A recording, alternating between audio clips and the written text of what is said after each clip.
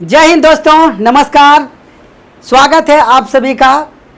चलिए आज हम देखेंगे अनुपात समानुपात का पार्ट 2। अनुपात समानुपात का वैसा प्रश्न जो कि ग्रुप डी एग्जाम में पूछा हुआ है, हम आपके लिए लाए हैं और उसी कड़ी का आज दूसरा वीडियो है ये, ठीक है ना। तो उम्मीद करते हैं कि आप पार्ट 1 जरूर देखे होंगे। यदि आप कॉम्पिटिटिव एग्ज़ाम की तैयारी करते हैं तो जा कर के ज़रूर देख लीजिए, ठीक है ना। तो ग्रुप डी में जो पूछा गया है प्रश्न अनुपात समानुपात से, उसी कड़ी का यह पार्ट 2 है, जिसमें कि हम कुछ दूसरे टाइप के प्रश्न को देखेंगे, ठीक है ना। और यदि आप ग्रुप डी की तैयारी नहीं भी करते हैं तो ज़रूर देखिए, क्योंकि जो हम कॉन्सेप्ट आपको बताएंगे वो हर एग्ज़ाम के लिए है, ठीक ना। चाहे एसएससी आप कर रहे हैं, बैंकिंग कर रहे हैं, चाहे रेलवे की तैयारी, रेलवे एग्ज़ाम की तैयारी कर रहे हैं, ठीक है। तो चलिए बिना देरी किए चालू करते हैं आज के क्लास पहले क्वेश्चन के साथ। तो चलिए आज का पहला क्वेश्चन देख लीजिए। 117 गेंदें ए बी और सी के बीच 2:4:7 के अनुपात में बांटी गई है। सी की तुलना में ए को कितनी गेंदें प्राप्त होती है, ठीक है ना। यदि आप पहला पार्ट देखे हैं और तब जाकर के यह पार्ट देख रहे हैं तो आप जो है उत्तर अभी तुरंत कर दीजिएगा, ठीक है। और यदि नहीं देखे हैं और नहीं उत्तर हो रहा आपसे तो विश्वास कीजिए कि इस वीडियो को देखने के बाद आप में वैसा परिवर्तन जरूर आ जाएगा। आपका सोच उस तरीके से काम करने लगेगा कि आप जो है ना खुद तुरंत उत्तर कर दीजिएगा। तो चलिए समझने का प्रयास कीजिए। 3 बंदा है ए बी सी, ठीक है ना। 117 गेंद बांट दिया है, कौन अनुपात में? 2:4:7 में, ठीक है। मतलब कि ए को 2 हिस्सा मिला है, बी को 4 हिस्सा मिला है, सी को 7 हिस्सा मिला है। प्रश्न में क्या पूछ रहा है, सी की तुलना में ए को कितनी गेंदें प्राप्त होती है। मतलब सी की तुलना में ए को कितनी गेंदें प्राप्त होती है, मतलब कि सी को जितना मिला है उससे ए को कितना ज़्यादा या कम मिला है। तो देखिए बनाना नहीं है, ठीक, बनाना नहीं है, थॉट प्रोसेस से कैसे होगा यहाँ से देख लीजिए। 2:4:7 दिया है, सी की तुलना में ए को कितना कम या कितना ज़्यादा प्राप्त हुआ है, यही प्रश्न पूछ रहा है। तो यहाँ देख लीजिए सी को कितना प्राप्त हुआ है 7 और ए को कितना प्राप्त हुआ है 5। मतलब सी के तुलना में ए को कितना कम प्राप्त हुआ है, 5 कम प्राप्त हुआ है, ठीक है ना। यानी कि कम ए को कम प्राप्त हुआ है, तो अधिक वाला तो ऑप्शन ऐसे ख़त्म हो जाएगा, ठीक। समझ में आया बात। अनुपात में ही केवल हम देखें कि सी की तुलना में ए को कम मिल रहा है तो उत्तर कैसे अधिक हो जाएगा। यहाँ ही बोल दिया कि कम, इसको कम हिस्सा है, इसका 2 हिस्सा है, इसका 4 हिस्सा, इसका 7 हिस्सा, यहीं उसको कम में मिल रहा है। तो ऑप्शन में जो अधिक दिया है वो कैसे हो सकता है, तो हो ही नहीं सकता है, वो तो ख़त्म हो गया। आप बचा कम कम वाला, ठीक है ना। देखिए थॉट प्रोसेस आपको हम हल करने के लिए नहीं बता रहे हैं, हल करने के लिए हो सकता है आपको आता होगा, ठीक है ना। लेकिन थॉट प्रोसेस क्या होना चाहिए, क्या क्या आप सोच सकते हैं वो बता रहे हैं। और जब आप ऐसा थॉट प्रोसेस रखिएगा तो उम्मीद की मानिए कि आप तुरंत हल कर दीजिएगा, ठीक है ना। तो यहाँ देखिए कि सी की तुलना में ए को कम मिल रहा है, कितना कम मिल रहा है, तो अधिक वाला ऑप्शन खत्म हो गया अब, ठीक है। अब 2 को ऑप्शन बचा है बी और डी, जिसमें कि कम कम मिल रहा है, ठीक है ना। अब कितना कम मिल रहा है तो क्या इसके लिए हम बनाएंगे? नहीं बनाएंगे, ठीक है ना। तो यहाँ देख रहे हैं कि कितना कम मिल रहा है, 5 कम मिल रहा है, तो जो उत्तर होगा वो 5 का गुणज होगा, ठीक है। तो क्या बोले हम कि जो भी उत्तर होगा 5 का गुणज होगा। ये दोनों ऑप्शन बचा है, इसमें 5 का गुणज देखिए कौन है, ये है, ठीक है। तो मतलब ये नहीं होगा।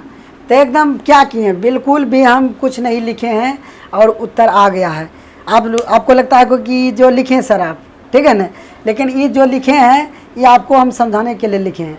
नहीं तो यदि हम क्वेश्चन को करते हैं तो कैसे करते हैं कि ए बी और सी के बीच 2:4:7 में बांटा गया है। लास्ट में पूछा है कि सी की तुलना में ए को कितनी गेंदें प्राप्त होती है। तो यहीं से देख लेंगे सी की तुलना में ए को तो कम गेंद प्राप्त हो रहा है, तो अधिक वाला तो ऑप्शन खत्म हो गया। कितना कम हो रहा है तो 5 कम हो रहा है अनुपात में ही, तो जो उत्तर होगा 5 का गुणज होगा। तो तो ऑप्शन में हम चीज़ देख लेंगे कि 5 का गुणज कौन है, तो ये तो नहीं है, तो यही होगा। ठीक है, तो यही है सही उत्तर। यदि आप इसको बनाना चाहते हैं तो कैसे बनाइएगा, चलिए उसको हम बता देते हैं। हर क्वेश्चन को नहीं बताएंगे, बना करके, ठीक है ना। देखिए कि ए का हिस्सा 2 है, बी का हिस्सा 4 है, सी का हिस्सा 7 है, ठीक है ना। और तीनों का हिस्सा जब हम मिला देते हैं तो कितना बनता है, इसको देखिए हम एक्स मान करके नहीं बनाएंगे। एक और तरीका है जिसको कहते हैं यूनिटरी मेथड, ठीक है ना, यूनिट मान करके हम बनाएंगे। और देखिए यूनिटरी मेथड बहुत जगह लगता है, ठीक है ना। कभी कभी होता है कि आप यूनिटरी मेथड से तुरंत कर लीजिएगा, वो होना चाहिए, उसी को हम इंट्रोड्यूस करते हैं यूनिटरी मेथड। हो सकता है आप में से बहुत को आता ही होगा, ठीक है ना। देख लीजिए कि देखिए यूनिट में कितना, इसको 2 यूनिट मिल रहा है, इसको 4 यूनिट, इसको 7 यूनिट, और सभी को जब हम सभी का हिस्सा मिला देंगे तो कितना हमको प्राप्त होगा, 117, ठीक है ना। तो यहाँ देखिए 7 4 11 2 13, 13 यूनिट, 13 यूनिट का मान जो है 117 दिया है। कितना यूनिट का हमको मान प्राप्त करना है, 5 यूनिट का, ठीक है ना, 5 यूनिट का। तो 5 यूनिट का हमको मान प्राप्त करना है। देखिए यहाँ से क्या गुना हो रहा है, ये 9 गुना हो रहा है, तो ये भी होगा 9 गुना, ठीक है ना। तो 9 गुना होकर के कितना हो जाएगा, 45, ठीक। यहाँ से देखिए 13 से 117 हो रहा है, कितना बार में हो रहा है, 9 बार में, यानी 9 गुना हो रहा है। तो 5 से 9 गुना इधर होगा 45, ठीक है। 45 इज़ द करेक्ट आंसर, 45 कम मिलेगा, ठीक है ना। अब देखिए कि इस तरीक़ा से यदि बनाइएगा तो आपको फिर कन्फ्यूजन होगा कि 45 तो आया उत्तर, 2 को 45 है, अधिक होगा कि कम होगा, तो फिर आपको कॉन्सेप्ट जानना ही पड़ेगा कि यहाँ देख लीजिए कम मिल रहा है, यहाँ ए को क्या मिल रहा है, कम मिल रहा है, तो ऑप्शन में भी कम वाला होगा सही, तो अधिक वाला नहीं होगा, 45 कम मिलेगा।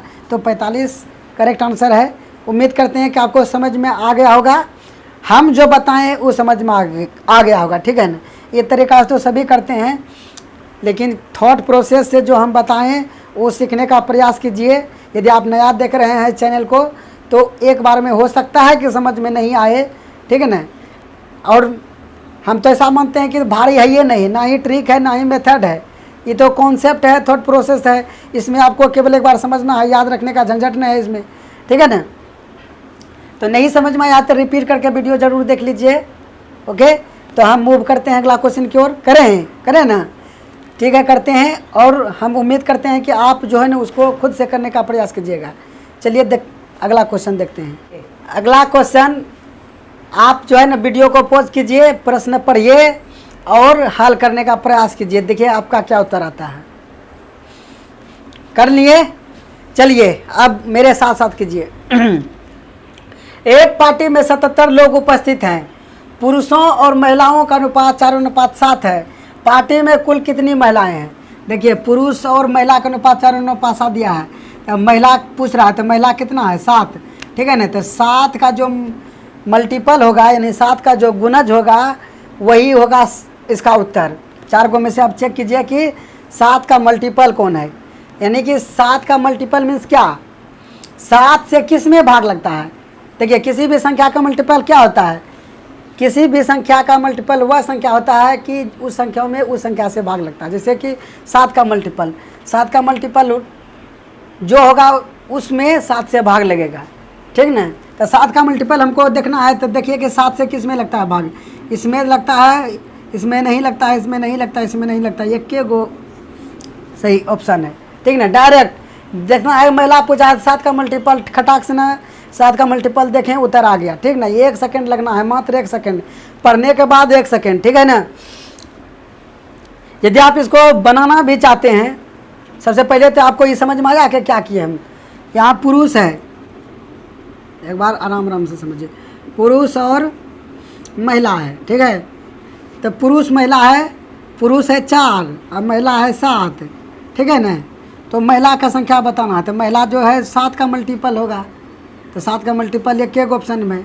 यदि आप बनाना चाहते हैं तो देखिए 7 4 11, 11 का मान 77 दिया है, तो 1 का मान हो गया 7, हमको 7 का मान निकालना है, तो 7 7 49, मुझे बनिए कर लीजिएगा एकदम से, इसके लिए भी लिखने का ज़रूरत नहीं है, ठीक है ना। क्या किए हम कि 7 4 11 महिला पुरुष को जोड़ मिला करके कितना है पार्टी में, 77 लोग हैं, यानी 11 यूनिट का मान 77 है। तो 1 यूनिट का मान कितना हो गया 7। अब पूछा है 7 यूनिट का, तो 7 गुना 7 कितना 49 लोग, तो 49 महिला होगा उत्तर में। ठीक है, चलिए उम्मीद करते हैं समझ में आ गया है। आगे मूव करें, चलिए नेक्स्ट एक और क्वेश्चन देख लीजिए। ठीक है रे हेयर स्टाइल ठीक छो ना हैं, टीचर नहीं लागन छे। तो चलिए दोस्तों प्रश्न को पढ़ते हैं आपके लिए। एक कक्षा में लड़कियों का अनुपात लड़कों के अनुपात से 5:3 है।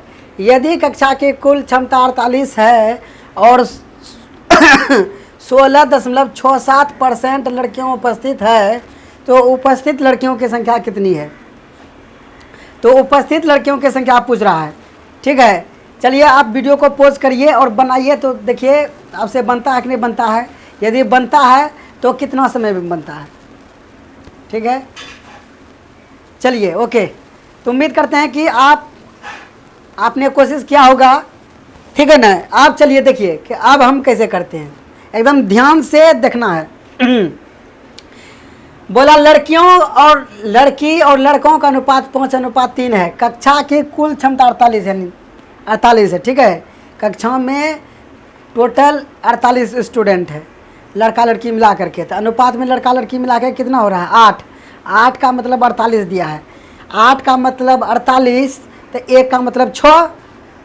लड़कियों के बारे में पूछ रहा है, बात हो रहा है आगे लड़की के बारे में। तो लड़की का कितना संख्या है, तो 1 का मतलब 6 आया है, तो लड़की है 5, तो 5 का मतलब 30 आया। ठीक है, अब टोटल जो लड़की है 30 है और उसका 16.6% लड़कियां उपस्थित है। उपस्थित लड़की की संख्या आपको बताना है। टोटल लड़की की संख्या तो 30 है, इसमें से इतना % लड़कियां उपस्थित है। ठीक है ना, और इतना प्रतिशत का मान होता है 1/6। 30 का 1/6 लड़की उपस्थित है, तो उपस्थित लड़की हो जाएगा 5। ठीक है ना, तो 5 इसका उत्तर है। तो बहुत सारे मेरे जो देख रहे हैं, पहली बार यदि देख रहे हैं तो समझ में नहीं आया होगा क्या किए। ठीक ना, चलिए आराम से देखते हैं हम क्या किए। जो लड़की है गर्ल्स एंड बॉयज़, ठीक है, गर्ल्स और बॉयज़ का जो अनुपात दिया है 5:3 और दोनों को मिला करके कितना दिया है 48। तो अनुपात में कितना हो रहा है दोनों मिला करके 8, यानी 8 का वैल्यू दिया है 48। तो 1 का वैल्यू निकालेंगे कितना हो गया 6। लड़की के बारे में बात कर रहा है, तो लड़की कितना है 5, तो 5 का वैल्यू निकालिए। तो 5 का वैल्यू आ गया 30। ठीक है ना, 30 देखिए 30 भी ऑप्शन में दिया हुआ है। ठीक है ना, कोई देखेगा 30, अरे 30 पूछ रहा है, 30 मार देगा। लेकिन ठहरिए, आगे बोल रहा है कि 30 तो टोटल लड़की का संख्या निकला है। ठीक है ना, ये 30 निकाले हम, टोटल लड़की का संख्या निकला है। इसमें बोला है कि इतने प्रतिशत लड़की उपस्थित है, यानी कि 16.67% लड़की उपस्थित है। अब बहुत सारे विद्यार्थी को इसमें दिक्कत होगा। ठीक है ना, तो इसका मान आसान करने के लिए आपको मान याद रखना पड़ेगा। ठीक है ना, यदि आप कंपटीशन की तैयारी करते हैं, चाहते हैं कि जॉब ले, ठीक ना, तो आपको ये सब याद रखना पड़ेगा। ठीक है ना, हम अपने स्टूडेंट को ज़रूर यह बताते हैं एकदम से। तो आप भी मेरा स्टूडेंट हैं, तो आपको हम बता रहे हैं कि इसका मान होता है 1/6, मतलब परसेंट को जब भिन्न में हम बदलेंगे, इतना % का मान होगा 1/6। ठीक है ना, तो टोटल 30 था, 30 का 1/6 निकालेंगे, कितना आ गया 5। ये 5 गो उपस्थित है, 30 में से 5 उपस्थित है, 5 हो जाएगा सही उत्तर। समझ में आ गया ना, ज़रूर समझ में आया होगा। चलिए समझ में आ गया है तो वीडियो को लाइक कर दीजिए, शेयर कर दीजिए। मिलेंगे अगले वीडियो में, तब तक के लिए जय हिंद।